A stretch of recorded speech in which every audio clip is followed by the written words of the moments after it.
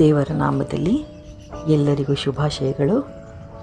ದೇವರು ತಮಗೆಲ್ಲರಿಗೂ ಒಳ್ಳೆಯದನ್ನು ಮಾಡಲಿ, ಆಯುರಾರೋಗ್ಯ, ಐಶ್ವರ್ಯ, ನೆಮ್ಮದಿ, ಶಾಂತಿಯನ್ನು ದಯಪಾಲಿಸಲಿ ಎಂದು ಕೇಳುತ್ತಾ, ದೇವಜನರೇ, ಇಂದಿನ ನಮ್ಮ ವಿಷಯ ಯೇಸು ಮತ್ತು ಪವಿತ್ರ ಬೈಬಲ್, ಜೀವನವನ್ನು ಬದಲಾಯಿಸುವ ನಿತ್ಯ ಸತ್ಯಗಳು, ಅಥವಾ ಅದನ್ನು ನಾವು ಇನ್ನೊಂದು ರೀತಿಯಲ್ಲಿ ಹೇಳೋದಾದರೆ ಸತ್ಯದ ದಾರಿ, ಜೀವದ ಬೆಳಕು.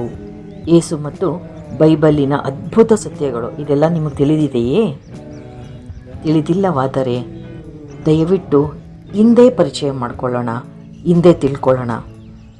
ಪ್ರಿಯ ಸಹೋದರರೇ ಮತ್ತು ಸಹೋದರಿಯರೇ, ಇಂದಿನ ಜಗತ್ತಿನಲ್ಲಿ ಅನೇಕ ವಿಚಾರಗಳು, ಅಭಿಪ್ರಾಯಗಳು ಮತ್ತು ನಂಬಿಕೆಗಳು ನಮ್ಮನ್ನು ಸುತ್ತುವರೆದಿವೆ.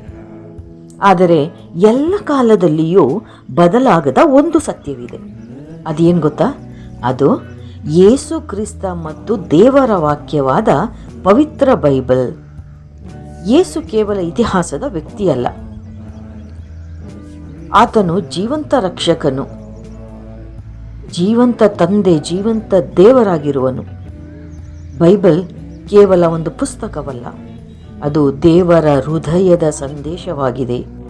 ಇಂದು ನಾವು ಯೇಸು ಮತ್ತು ಬೈಬಲ್ ಕುರಿತು ಕೆಲವು ಅದ್ಭುತ ಸತ್ಯಗಳನ್ನು ತಿಳಿದುಕೊಳ್ಳೋಣ.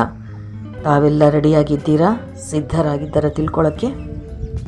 ಹೌದು, ಯೇಸು ನಿಜವಾದ ಐತಿಹಾಸಿಕ ವ್ಯಕ್ತಿ. ಎಷ್ಟು ಜನ ಇದನ್ನು ಒಪ್ತೀರಾ? ಕಮೆಂಟಲ್ಲಿ ಆಮೇನ್ ಅಂತ ಬರೆದು ತಿಳಿಸಿ. ಬರೀ ಐತಿಹಾಸಿಕ ವ್ಯಕ್ತಿಯಲ್ಲ, ಆತ ಜೀವಂತ ದೇವರು, ನಮ್ಮನ್ನೆಲ್ಲ ಕಾಯುತ್ತಿರುವ ರಕ್ಷಕ ಎಂದು ಹೇಳುವವರು ಪ್ರೈಸ್ ದ ಲಾರ್ಡ್, ಆಮೇನ್ ಅಂತ ಕಮೆಂಟ್ ಮಾಡಿ. ಆತ ಐತಿಹಾಸಿಕ ವ್ಯಕ್ತಿ. ಯೇಸುವಿನ ಜನನ, ಜೀವನ, ಶಿಲುಬೆಯ ಮರಣ ಮತ್ತು ಪುನರುತ್ಥಾನ ಇತಿಹಾಸದಲ್ಲಿ ದಾಖಲಾಗಿವೆ. ಲಕ್ಷಾಂತರ ಜನರ ಜೀವನವನ್ನು ಆತ ಬದಲಾಯಿಸಿದ್ದಾನೆ. ಯೇಸು ಹೇಳಿದರು, ನಾನೇ ಮಾರ್ಗವೂ ಸತ್ಯವೂ ಜೀವವೂ ಆಗಿದ್ದೇನೆ. ಯೋಹಾನ 14:6. ಬೈಬಲ್ ವಿಶ್ವದ ಅತ್ಯಂತ ಹೆಚ್ಚು ಓದಲ್ಪಡುವ ಪುಸ್ತಕ. 2000ಕ್ಕೂ ಹೆಚ್ಚು ಭಾಷೆಗಳಿಗೆ ಅನುವಾದವಾಗಿದೆ. ಸಾವಿರಾರು ವರ್ಷಗಳ ಹಿಂದೆಯೇ ಬರೆಯಲ್ಪಟ್ಟಿದ್ದರೂ ಇಂದಿಗೂ ಪ್ರಸ್ತುತವಾಗಿದೆ. ನಿಜ ಅಲ್ವೇ? ಅದರ ಸಂದೇಶ ಪ್ರೀತಿ, ಕ್ಷಮೆ ಮತ್ತು ರಕ್ಷಣೆಯಾಗಿದೆ. ಯೇಸುವಿನ ಪ್ರೀತಿ ಎಲ್ಲರಿಗೂ, ಪಾಪಿಗಳಿಗೆ, ರೋಗಿಗಳಿಗೆ, ಬಡವರಿಗೆ, ಶ್ರೀಮಂತರಿಗೆ, ನಿರಾಶರಾದವರಿಗೆ ಯೇಸು ಪ್ರೀತಿಯನ್ನು ತೋರಿಸಿದರು. ಆತನು ನಮ್ಮನ್ನು ನಮ್ಮ ದೋಷಗಳೊಂದಿಗೆ ಪ್ರೀತಿಸುತ್ತಾನೆ. ಶಿಲುಬೆಯಲ್ಲಿ ತನ್ನ ಜೀವವನ್ನು ಕೊಟ್ಟು ನಮ್ಮ ರಕ್ಷಣೆಯನ್ನು ಸಾಧಿಸಿದನು. ಬೈಬಲ್ಲಿನ ಪ್ರವಾದನೆಗಳು ಇಂದು ನೆರವೇರಿವೆ. ಯೇಸುವಿನ ಜನನ, ಸೇವೆ, ಮರಣ ಮತ್ತು ಪುನರುತ್ಥಾನವನ್ನು ಶತಮಾನಗಳ ಮುಂಚೆಯೇ ಪ್ರವಾದಿಸಲಾಗಿತ್ತು. ಇದು ಬೈಬಲ್ ದೇವರ ಪ್ರೇರಣೆಯಿಂದ ಬರೆಯಲ್ಪಟ್ಟಿದೆ ಎಂಬುದಕ್ಕೆ ಸಾಕ್ಷಿಯಾಗಿದೆ. ಯೇಸು ಇಂದೂ ಸಹ ಜೀವಂತನಾಗಿದ್ದಾನೆ. ಆತನು ನಮ್ಮ ಪ್ರಾರ್ಥನೆಗಳನ್ನು ಕೇಳುತ್ತಾನೆ, ನಮ್ಮ ದುಃಖಗಳಲ್ಲಿ ಜೊತೆಯಾಗಿರುತ್ತಾನೆ. ಆತನು ಇಂದಿಗೂ ಜನರ ಜೀವನವನ್ನು ಬದಲಾಯಿಸುತ್ತಿದ್ದಾನೆ.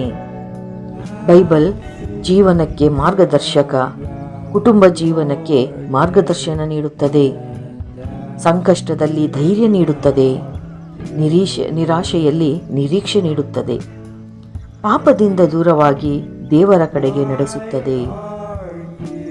ಎಷ್ಟು ಜನ ಇದನ್ನು ನಂಬ್ತೀರಾ ದೇವಜನರೇ? ನಂಬಿಕೆ ಇರುವವರು ಹಲ್ಲೆಲೂಯಾ, ಪ್ರೈಸ್ ದ ಲಾರ್ಡ್, ಆಮೇನ್ ಅಂತ ಹೇಳಿ, ಅಥವಾ ಕಮೆಂಟಲ್ಲಿ ಆಮೇನ್ ಅಂತ ಬರೆದು ತಿಳಿಸಿ. ಪ್ರಿಯರೇ, ಯೇಸು ಮತ್ತು ಬೈಬಲ್ ಕೇವಲ ಧಾರ್ಮಿಕ ವಿಷಯಗಳಲ್ಲ, ಅವು ನಮ್ಮ ಜೀವನದ ಅಡಿಪಾಯವಾಗಿವೆ. ಜಗತ್ತಿನ ಎಲ್ಲವೂ ಬದಲಾಗಬಹುದು, ಆದರೆ ದೇವರ ವಾಕ್ಯ ಮತ್ತು ಯೇಸುವಿನ ಪ್ರೀತಿ ಎಂದಿಗೂ ಬದಲಾಗುವುದಿಲ್ಲ. ಖಡಾಖಂಡಿತವಾಗಿ ಹೇಳ್ತೇನೆ.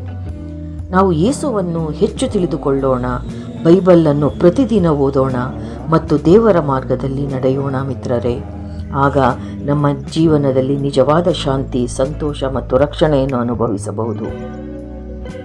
ಎಲ್ಲರೂ ಕರಗಳನ್ನು ಜೋಡಿಸಿ ಯೇಸು ಸ್ವಾಮಿಯಲ್ಲಿ ಏಕಾಗ್ರತೆಯಿಂದ ದಿಟ್ಟಿಸಿ ನೋಡುತ್ತಾ ನನ್ನೊಂದಿಗೆ ಪ್ರಾರ್ಥನೆಯಲ್ಲಿ ಭಾಗವಹಿಸಿ.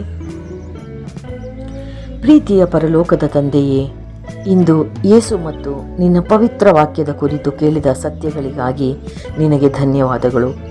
ಇದನ್ನು ತಿಳ್ಕೊಳ್ಳೋದಕ್ಕೆ ನಮಗೆ ಅನುವು ಮಾಡಿಕೊಟ್ಟಿದ್ದಕ್ಕೆ ತಂದೆ ನಿನಗೆ ಅನಂತಾನಂತ ಕೃತಜ್ಞತೆಗಳು. ಘನ ಮಾನ ಮಹಿಮೆ ಕೃತಜ್ಞತೆಗಳು ನಿನಗೆ ಸಲ್ಲಲಿ ದೇವರೇ. ನಮ್ಮ ಹೃದಯಗಳನ್ನು ಸ್ಪರ್ಶಿಸು. ಈ ವಿಡಿಯೋವನ್ನು ಕೇಳುತ್ತಿರುವ ನೋಡುತ್ತಿರುವ ಪ್ರತಿಯೊಬ್ಬರ ಹೃದಯವನ್ನು ಸ್ಪರ್ಶಿಸು ದೇವರೇ. ಹಿಂದೆ ಅವರನ್ನು ಆಶೀರ್ವದಿಸು. ಯೇಸುವಿನ ಪ್ರೀತಿಯನ್ನು ಇನ್ನಷ್ಟು ಆಳವಾಗಿ ಅರಿಯುವ ಕೃಪೆಯನ್ನು ಕೊಡು. ನಿನ್ನ ವಾಕ್ಯವನ್ನು ಪ್ರತಿದಿನ ಓದಲು, ಧ್ಯಾನಿಸಲು ಮತ್ತು ಅದರ ಪ್ರಕಾರ ನಡೆಯಲು ನಮಗೆ ಸಹಾಯ ನೀಡು. ದುಃಖದಲ್ಲಿರುವವರಿಗೆ ಸಾಂತ್ವನ, ರೋಗಿಗಳಿಗೆ ಆರೋಗ್ಯ, ನಿರಾಶೆಯಲ್ಲಿರುವವರಿಗೆ ನಿರೀಕ್ಷೆ ಮತ್ತು ಎಲ್ಲರಿಗೂ ನಿನ್ನ ಶಾಂತಿಯನ್ನು ಅನುಗ್ರಹಿಸು ತಂದೆ. ನಮ್ಮ ಕುಟುಂಬಗಳನ್ನು ಮತ್ತು ಈ ವಿಡಿಯೋ ನೋಡುತ್ತಿರುವಂತಹ ಕೇಳುತ್ತಿರುವ ಪ್ರತಿಯೊಬ್ಬೊಬ್ಬರ ಕುಟುಂಬಗಳನ್ನು ಆಶೀರ್ವದಿಸು. ಈ ಕ್ಷಣವೇ ಆಶೀರ್ವದಿಸು ತಂದೆ. ನಮ್ಮ ವಿಶ್ವಾಸವನ್ನು ಬಲಪಡಿಸು ಮತ್ತು ಯೇಸುವಿನ ಬೆಳಕಿನಲ್ಲಿ ನಡೆಯುವಂತೆ ನಮ್ಮನ್ನು ಮುನ್ನಡೆಸು. ಇದೆಲ್ಲವನ್ನು ನಮ್ಮ ಒಬ್ಬರೇ ರಕ್ಷಕರು, ಕರ್ತರು, ದೇವರು, ತಂದೆಯೂ ಆದ ಪ್ರಭು ಯೇಸು ಕ್ರಿಸ್ತರ ನಾಮದಲ್ಲಿ ಬೇಡಿಕೊಳ್ಳುತ್ತೇವೆ. ಪಿತರ, ಸುತರ ಮತ್ತು ಪವಿತ್ರಾತ್ಮರ ನಾಮದಲ್ಲಿ ಆಮೇನ್, ಆಮೇನ್.